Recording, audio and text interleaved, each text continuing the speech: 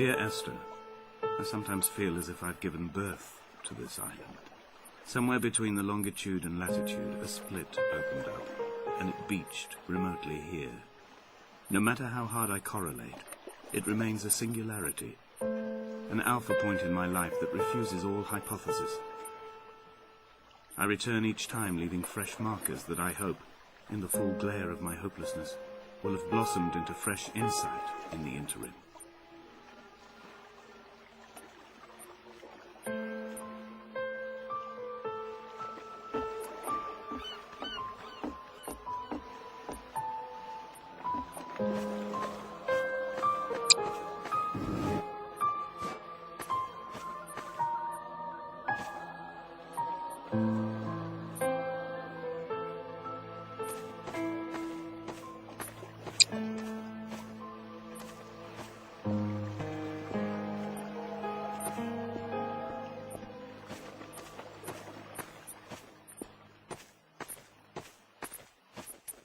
Donnelly reported the legend of the hermit, a holy man who sought solitude in its most pure form. Allegedly, he rode here from the mainland in a boat without a bottom, so all the creatures of the sea could rise at night to converse with him. How disappointed he must have been with their chatter. Perhaps now, when all that haunts the ocean is the rubbish dumped from the tankers, he'd find more peace. They say he threw his arms wide in a valley on the south side, and the cliff opened up to provide him shelter. They say he died of fever 116 years later. The shepherds left gifts for him at the mouth of the cave, but Donnelly records they never claimed to have seen him. I have visited the cave and I have left my gifts, but like them, I appear to be an unworthy subject of his solitude.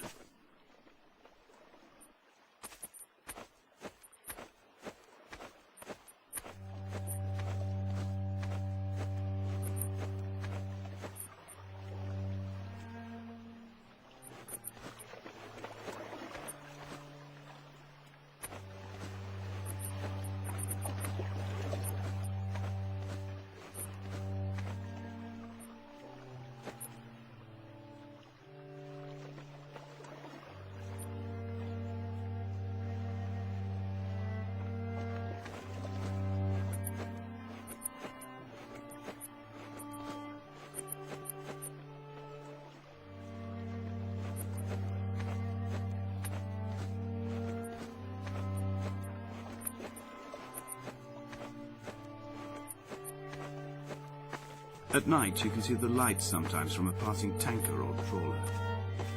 From up on the cliffs, they are mundane. But down here, they fugue into ambiguity.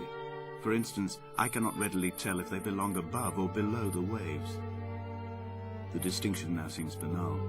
Why not everything and all at once?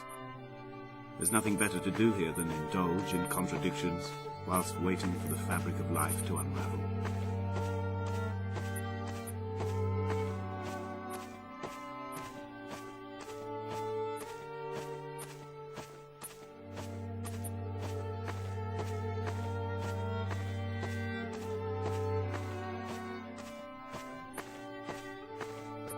Reading Donnelly by the weak afternoon sunlight. He landed on the south side of the island, followed the path to the bay and climbed the mount.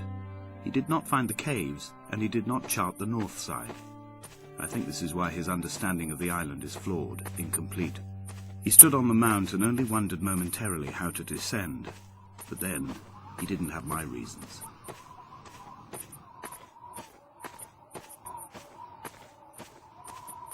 When someone had died or was dying, or was so ill they gave up what little hope they could sacrifice, they cut parallel lines into the cliff, exposing the white chalk beneath.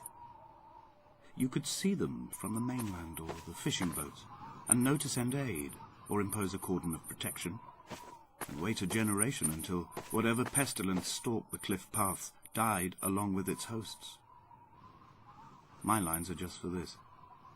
To keep any would-be rescuers at bay. The infection is not simply of the flesh.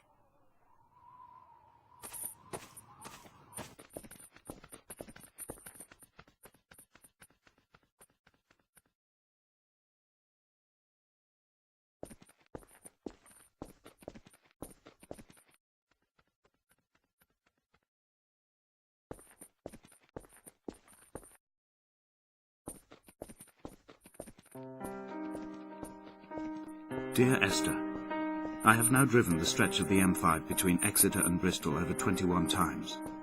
But although I have all the reports and all the witnesses, and have cross-referenced them within a millimetre using my Ordnance Survey maps, I simply cannot find the location. You'd think there would be marks to serve as some evidence. It's somewhere between the turn-off for Sanford and the welcome brake services, but although I can always see it in my rear-view mirror, I have as yet been unable to pull ashore.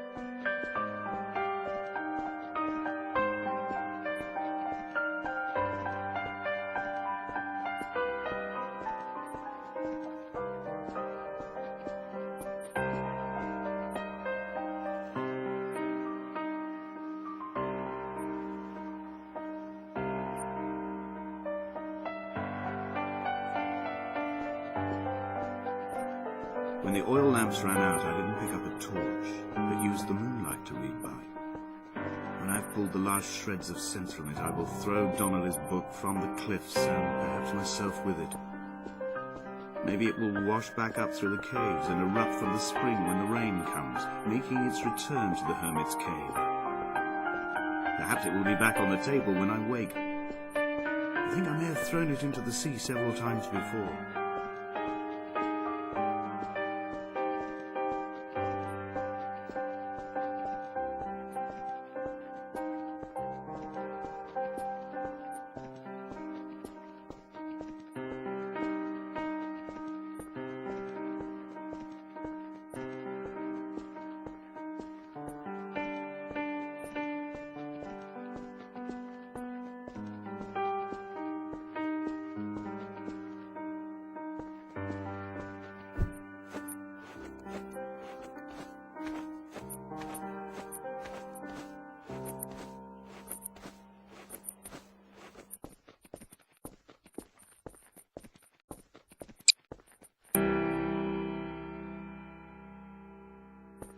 I've begun to climb, away from the sea and towards the centre. It is a straight line to the summit, where the evening begins to coil around the aerial and squeeze the signals into early silence. The bothy squats against the mount to avoid the gaze of the aerial. I too will creep under the island like an animal and approach it from the northern shore.